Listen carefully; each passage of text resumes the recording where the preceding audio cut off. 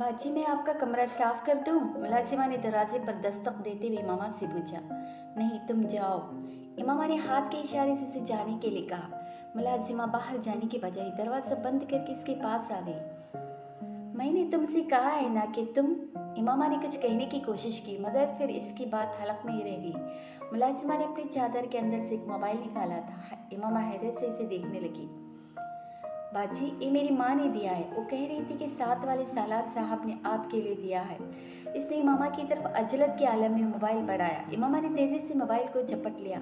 इसका दिल तेज़ी से धड़क रहा था।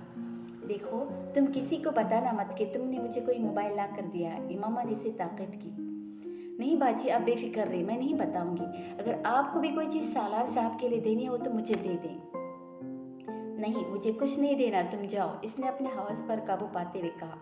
मुलाजिमा के कमरे से निकलते इसने कमरे को लॉक कर लिया। कांपते हाथ और दिल की बेकाबू होती हुई धड़कनों के साथ इसने दराज से मोबाइल और इस पर जलाल का नंबर डायल करना शुरू किया। वो इसे तफसील से सारी बात बताना चाहती थी। फ़ोन जलाल की अम्मी ने उठाया। बेटा, जलाल तो बाहर गया हुआ है, वो तो रात को ही आएगा, तुम ज़ैनब से बात कर लो, इसे बुला दो, जलाल की अम्मी ने कहा। नहीं आंटी, मुझे कुछ जल्दी है, मैं ज़ैनब से फिर बात कर लूँगी। बस मैंने इनसे कुछ चंद खिताबों को कहा था, मुझे इन्हीं के बारे में पूछना था, मैं दोबारा फ़ोन कर लूँगी, इमामा ने फ़ोन बंद करते हुए कहा। इमामा ने इस दिन दोपहर को भी खाना नहीं खाया। वो सिर्फ रात होने का इंतज़ार कर रही थी ताकि जलाल घर आ जाए और इससे दोबारा बात कर सके। शाम के वक्त मुलाजिमा ने इसे अरशद के फ़ोन की इतला दी। वो जिस वक्त नीचे आई, इस वक्त लॉन्च में सिर्फ वसीम बैठा हुआ था। इसे मुकम्मल तौर पर नज़रअंदाज करते फ़ोन की तरफ चली गई। फ़ोन का रिसीवर उठाते ही दूसरी तरफ अरशद की आवाज़ सुनाई दी थी। बेख्तियार इमामा का खून खोलने लगा। ये जानने के बावजूद कि इस शादी को तय करने में अरशद से ज़्यादा खुद हाशिम मुबीन का हाथ था, इमामा को इस पर गुस्सा आ रहा था। वो इसका हाल दरियाफ्त कर रहा था। अरशद, तुमने इस तरह मेरे साथ धोखा क्यों किया है? कैसा धोखा इमामा? शादी की तारीख तय करना, तुमने सिलसिले में मुझसे बात क्यों नहीं की? वो खोलते हुए बोली। क्या अंकल ने तुमसे बात नहीं की? उन्होंने मुझसे पूछा था और मैंने इनसे कहा था कि मैं अभी शादी करना नहीं चाहती। बहरहाल अब तो कुछ नहीं हो सकता, और फिर क्या फ़र्क पड़ता है कि शादी अब हो या कुछ सालों के बाद? अजय ने कदर लापरवाही से कहा। अजय, तुम्हें फ़र्क पड़ता है या नहीं? मुझे पड़ता है। मैं अपनी तालीम मुकम्मल करने तक शादी नहीं करना चाहती, और ये बात तुम अच्छी तरह जानते थे। हाँ, मैं जानता हूँ, मगर इस सारे मामले में मैं तो कहीं भी इन्वॉल्व नहीं हूँ। तुम्हें बता रहा हूँ, शादी अंकल के इसरार पर ही हो रही है। तुम इसे रुकवा दो। तुम कैसी बातें कर रही हो मामा? मैं इसे कैसे रुकवा दूँ? अरशद ने कुछ हैरानी से कहा। अरशद प्लीज़, इमामा, मैं ऐसा नहीं कर सकता, तुम मेरी पोजीशन समझो। अब तो वैसे भी कार्ड छप चुके हैं, दोनों घरों में तैयारियां हो रही हैं। और इमामा ने इसकी बात से सुने बगैर रिसीवर पटक दिया। वसीम ने इस पूरी गुफ्तगू में कोई मदाखलत नहीं की थी। वो खामोशी से अरशद के साथ होने वाली इसकी गुफ्तगू सुनता रहा। जब इमामा ने फ़ोन बंद कर दिया तो वसीम ने इससे कहा, तुम खामखा एक फजूल बात पर इतना हंगामा खड़ा कर रही हो।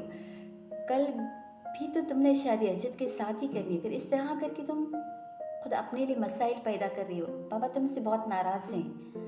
मैंने तुमसे तुम्हारी राय नहीं मांगी, तुम अपने काम से काम रखो। जो कुछ तुम मेरे साथ कर चुके हो काफ़ी है। इमामा इस पर गर्राई और फिर वापस कमरे में आ गई। वो रात को भी अपने कमरे से नहीं निकली थी, मगर मुलाजिम के खाना लाने पर इसने खाना खा लिया था। रात को 11 बजे के करीब इसने जलाल को फ़ोन किया। फ़ोन जलाल नहीं उठाया था, शायद इमामा के फ़ोन की तवक्का कर रहा था। मुख्तसर सी तमहीद के बाद असल मौजू की तरफ आ गया। इमामा, मैंने अब्बू से कुछ देर पहले बात की है, इसने इमामा से कहा। फिर इसके इस्तिफसार पर चंद लम्हे खामोश रहा। फिर इसने कहा, अब्बू शादी पर रजामंद नहीं है।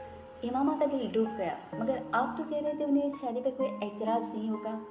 हाँ, मेरा यही ख्याल था, मगर उन्हें बहुत सारी बातों पर एतराज़ है। वो समझते हैं तुम्हारे और हमारे घराने के स्टेटस में बहुत फ़र्क है, और वो तुम्हारे ख़ानदान के बारे में भी जानते हैं। और उन्हें सबसे बड़ा एतराज़ इस बात पर है कि तुम अपने घर वालों की मर्ज़ी के बगैर मुझसे शादी करना चाहती हो। उन्हें यह खौफ है कि इस सूरत में तुम्हारे घर वाले मेरे घर वालों को तंग करेंगी।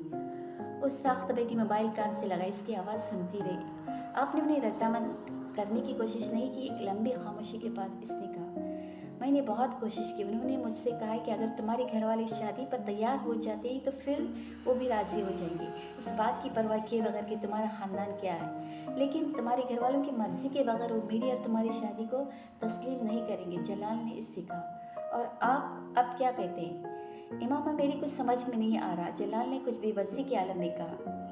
जलाल, मेरे पेरेंट्स कभी आपसे मेरी शादी पर तैयार नहीं होंगे। बस सूरत दीगर हमारी पूरी कम्युनिटी इनका बायकॉट कर देगी और एक कभी बर्दाश्त नहीं कर सकते।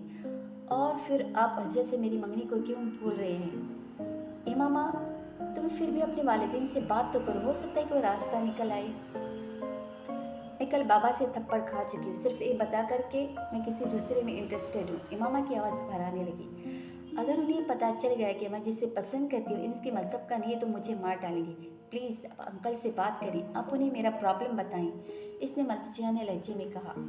मैं अब्बू से कल दोबारा बात करूँगा और अम्मी से भी, फिर मैं तुम्हें बताऊँगा कि वो क्या कहते। जलाल परेशान था। इमामा ने जिस वक्त से बात करने के बाद फ़ोन बंद किया वो बेहद दिल गिरफ्तार थी। इसके वहम गुमान में भी नहीं था कि जलाल के वालिदैन को इस शादी पर एतराज़ होगा। मोबाइल हाथ में लिए बहुत देर तक खाली और जहनी के आलम में बैठी रही। तुम्हारे अब्बू मुझसे पहले इस सिलसिले में बात कर चुके हैं और जो कह रही हो बिल्कुल ठीक है। तुमको इस तरह के खतरे में कूदने की कोई ज़रूरत नहीं है, जलाल की अम्मी ने कतई लहजे में इसे कहा। वो इमामा के कहने पर इनसे बात कर रहा था। मगर अम्मी, इसमें खतरे वाली क्या बात है? कुछ भी नहीं होगा, खामखा खौफजदा हो रही है, जलाल ने कुछ एहतिजाजी अंदाज में कहा। तुम हिमाकत की हद तक बेवकूफ़ हो। इसकी अम्मी ने इसकी बात पर इसे झड़का। इमामा के खानदान और इसके वालिद को तुम्हारे अब्बू बहुत अच्छी तरह जानते हैं। तुम क्या समझते हो कि तुम्हारे साथ शादी होने की सूरत में वो तुम्हारा पीछा छोड़ देंगे या हमें कुछ नहीं कहेंगे? अम्मी, हम इस शादी का खुफिया रखेंगे, किसी को भी नहीं बताएंगे। मैं स्पेशलाइजेशन के लिए बाहर जाने के कुछ असबाब से भी वहाँ बुलवा लूँगा। सब कुछ खुफिया ही रहेगा, किसी को भी पता नहीं चलेगा। हम आखिर इमामा के लिए क्यों इतना बड़ा ख़तरा मोल लें? और तुम्हें वैसे भी ये पता होना चाहिए कि हमारी अपनी फैमिली में ही शादी होती है, हमें इमामा या किसी और की ज़रूरत नहीं है। अम्मी ने मौजू बदलते हुए कहा। मुझे अगर ये अंदाज़ा होता कि तुम इस तरह इस लड़की में दिलचस्पी लेना शुरू कर दोगे तो मैं इससे पहले तुम्हारी कई निस्बत तय कर देती। इसके बाद अम्मी ने खतरे नाराज़ी से कहा। अम्मी, मैं इमामा को पसंद करता हूँ, इससे कोई फ़र्क नहीं पड़ता कि तुम इसे पसंद करते या नहीं। अहम बात यह है कि इस बारे में मैं और तुम्हारे अब्बू क्या सोचते हैं और हम दोनों को न तो पसंद है और न ही इसका ख़ानदान। अम्मी ने दो टोक अंदाज में कहा। अम्मी, वो बहुत अच्छी लड़की है, आप उसे बहुत अच्छी तरह जानती हैं। वो यहाँ आती रही है और तब तो आप उसकी बहुत ज़्यादा तारीफ़ करते थे। जलाल ने उन्हें याद दिलाया। तारीफ़ करने का ये मतलब तो नहीं है कि मैं इसे अपनी बहू बना लूँ, वो खफगी से बोली। अम्मी, कम अज़ कम आप तो अब्बू जैसी बातें ना करें, थोड़ा सा हमदर्दी से सोचिए। इस बार जलाल ने लजाजत अमीज़ लहजे में कहा। जलाल, तुम्हें एहसास होना चाहिए कि तुम्हारी जिद और फैसले से हमारे पूरे ख़ानदान पर किस तरह के असरात मुरतब होंगे। हमारा भी ख्वाब है कि हम तुम्हारी शादी किसी अच्छे और ऊंचे ख़ानदान में करें। तुम्हारे अब्बू अगर तुम्हें शादी की इजाज़त दे भी दें तो भी मैं कभी नहीं दूंगी, न ही मैं इमामा को अपनी बहू के तौर पर कबूल करूंगी। अम्मी, आप इसकी सूरत हाल को समझो, कितना बड़ा कदम उठा रही है। इस वक्त इसे मदद की ज़रूरत है। अगर इतना बड़ा कदम उठा रही है तो फिर इसे कम अज़ कम दूसरे के लिए कोई परेशानी खड़ी नहीं करनी चाहिए। मैं इसे बुरा नहीं कह रही, वो बहुत अच्छा फ़ैसला कर रही है, मगर हम लोगों को अपनी कुछ मजबूरियाँ हैं, हम लोगों की कुछ अपनी मजबूरियाँ हैं। तुम कुछ अकल से काम लो। तुम्हें स्पेशलाइजेशन के लिए बाहर जाना है, अपना हॉस्पिटल बनाना है। इसकी अम्मी ने कदरे नरम लहजे में कहा। बेटा, अच्छे ख़ानदान में शादी तो इंसान को आगे बढ़ने के लिए बहुत से मौका मिलते हैं और तुम्हारे लिए तो पहले बहुत से ख़ानदानों की तरफ से पैगाम आ रहे हैं। जब स्पेशलाइजेशन कर लोगे तो कितने ऊंचे ख़ानदान में तुम्हारी शादी हो सकती है, तुम्हें इसका अंदाज़ा भी नहीं है। कुछ सोचो, सिर्फ इमामा से शादी करके तुम्हें क्या मिलेगा? ख़ानदान इसका बाइकआउट कर चुका होगा, माशरे में जो बदनामी होगी वो अलग है। और तुमसे शादी हो भी जाए तो कल को तुम्हारे बच्चे तुम्हारे इमामा के बारे में क्या सोचेंगे? ये कोई एक दो दिन की बात नहीं, सारी उम्र की बात है। अम्मी ने इसे संजीदा लहजे में समझा रही थी। जलाल किसी एहतजाज के बगैर खामोशी से इनकी बातें सुन रहा था। इसके चेहरे से कुछ अंदाज़ा नहीं हो रहा था कि वो कायल हुआ या नहीं।